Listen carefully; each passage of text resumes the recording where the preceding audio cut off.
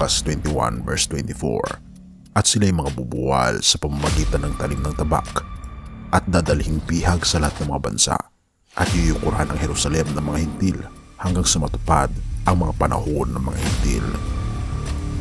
Para malaman natin mga kaibigan kung nasaan na nga ba tayo sa huling kapanahunan, ay inyong tignan kung ano ang nangyayari sa bansang Israel ngayon at sa Jerusalem.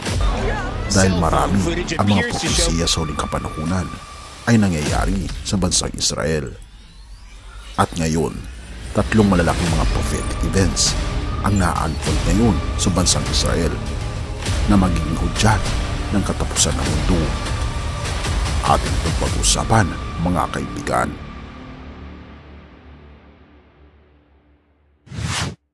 Nababanggit natin sa mga nakaraang nating content ang patungkol sa mga dilubyo na halos sunod-sunod na nangyayari ngayon sa bansang Israel. Ito ay dahil hindi nila kinikilala ang ating Panginoong Hesus bilang Diyos at pinagbabawal pa nila ang pagpipreach patungkol sa ating Panginoong Hesus sa bansang Israel. Ngunit kung ating babalikan ang banal na kasulatan, ito ay nailathala sa bansang Israel na ang magiging hudyat ng wakas ay kapag nakikita natin ang mga bagay na ito na nangyayari sa bansang Israel at masiset ang stage ng mga propesiya na nangyayari ngayon sa bansang Israel at malalaman natin na malapit na ang kawakasan. Isa na dito, makikita natin ang Prime Minister ng Israel na si Benjamin Netanyahu na sila ay nag-move na sa Temple Mount dahil parating na raw ang kanilang Mesiya, dahil hindi nga sila naniniwala na ang ating Panginoong Hesus ay ang Mesiya. Kaya naman gumagawa sila at naniniwala sila sa Mesiya para sa kanila. Ngunit ang logic lang nito, kung ang Mesiya natin ay walang iba kundi ang ating Panginoong Hesus, sino kaya ang Mesiya na darating sa mga Hudyo? Hindi kaya ang Diablo ang darating na Mesiya sa kanila o isang gawa-gawa lamang na Mesiya?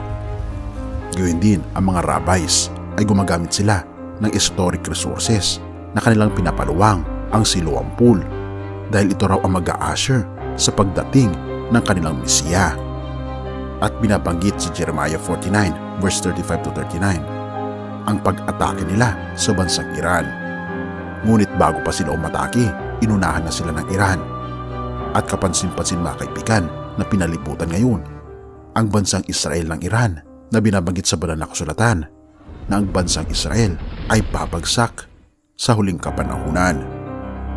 At ito ang fulfillment patungkol sa propesiya sa bansang Israel. Dahil hindi naman nila kinikilala ang ating Panginoong Hesus na Mesiya, natural sa natural, babagsak sila dahil hindi nakasentro sa ating Panginoong Diyos ang kanilang pananampalataya.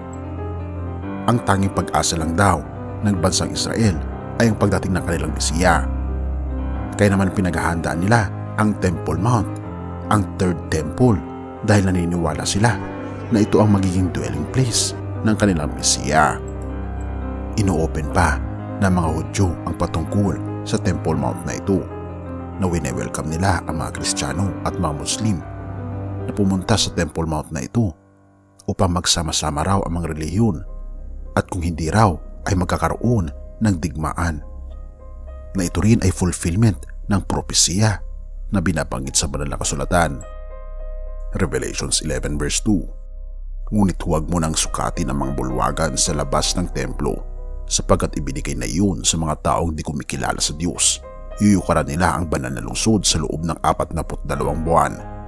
Isusugo ko ang 2 kong saksi na nakadamit ng sako, at sa loob ng 1,260 araw ay pahahayag nila ang mensahe mula sa Diyos. Kapansin-pansin mga kaibigan na natapos ng propesiya patungkol sa 1,260 years na pagbangon ng Antikristo na kumakalaban sa mga anak ng Diyos. Ngunit kapansin-pansin ang bansang Israel, hindi nila kinikilala ang ating Panginoong Diyos. Kaya naman sila ay yuyurakan sa huling kapanahunan. Ngunit hindi lamang ang bansang Israel ang masisira sa huling kapanahunan. Binabanggit sa Jeremiah 49 verse 35, maging ang bansang Iran ay mawawasak din sapagkat hindi rin nila kinikilala ang ating Panginoong Diyos. Ang tanong ay, paano natin malalaman na tayo magiging ligtas sa huling kapanahunan? Dahil kapansin-pansin mga kaibigan, na pag wala ang presensya ng Diyos ay sigurado na mawawasak ang mga bansang ito. Ngunit kahit na tayo ay maliit lamang na bansa at mga simple lamang na mga tao na walang impluensya sa lipunan, ngunit tayo ay nagpasakop sa ating Panginoong Diyos, tayo ay maliligtas sa huling kapanahunan. At mawawasak nga ang literal na Israel na binabanggit sa banal na kasulatan. Ngunit mayroong isang bayan na dadatnan ng Panginoon, ang tinatawag na Spiritual Israel. Ang tanong ay, sino ang mga Spiritual Israel? Galatia 3 verse 7-9. Kung gayon maliwanag na ang mga nananalig sa Diyos, ang mga tunay na anak ni Abraham. Bago pa ito nangyari ay ipinahayag na sa kasulatan na pawawalang sala ng Diyos ang mga hintil sa pamamagitan ng pananampalataya. Ang magandang balitang ito ay ipinahayag na kay Abraham sa pamamagitan mo'y pagpapalain ng lahat ng bansa. Kaya naman pagpapalain ang mga sumasampalataya tulad ni Abraham na sumasampalataya. Napakaliwanag mga kaibigan, tayo ang tinatawag na Spiritual Israel. Basta tayo ay nananampalataya sa ating Panginoong Diyos, tayo ay kabilang sa mga apo ni Abraham. Hindi lamang ang bansang Israel ang tinatawag na mga apo ni Abraham, kundi tayo rin dahil tayo ay nananampalataya ng katulad ni Abraham. Kaya naman kaibigan, nais ipaabot sa atin ng ating Panginoon na tayo'y patuloy na manampalataya hanggang sa huli, sapagkat kahit na mawawasak ang buong mundo, kahit na ikaw lamang ang nag-iisa na nananampalataya sa ating Panginoong Diyos, ay hindi ka masisira, sapagkat ang Diyos ay nasa iyo. Purihin ang ating Panginoong Diyos at salamat kaibigan sa iyong panonood. Tayo manalangin.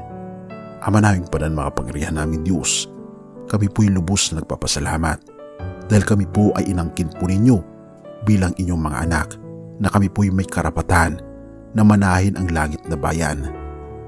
Na binabanggit niyo Panginoon sa Galatia 3 na kami Panginoon ay magiging mga apo ni Abraham kung kami Panginoon ay nananalig sa inyo. At binabanggit Panginoon sa John 1 verse 12-13, subalit ang lahat ng tumanggap at sumampalataya sa Kanya ay binigyan niya ng karapatang maging anak ng Diyos. Sila nga ay naging mga anak ng Diyos, hindi dahil sa isinilang sila ayon sa kalikasan o sa kagustuhan o sa kagawa ng tao, kundi ang pagiging anak nila ay dahil sa kalooban ng Diyos.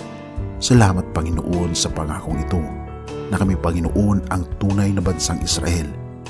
Nadadatnan po ninyo sa pangalawa po niyong pagparito. Hindi po ang literal na Israel, kundi ang mga tao na tumanggap sa aming Panginoong Hesukristo. Sila ang tunay na bayan ng Israel. Salamat Panginoon sa pagkakataong ito na ako po ay kabilang sa bayan ng Israel. Purihin ka magpakailanman at patawarin po kami sa lahat ng aming pagkakasala sa pangalan ni Jesus. Amen.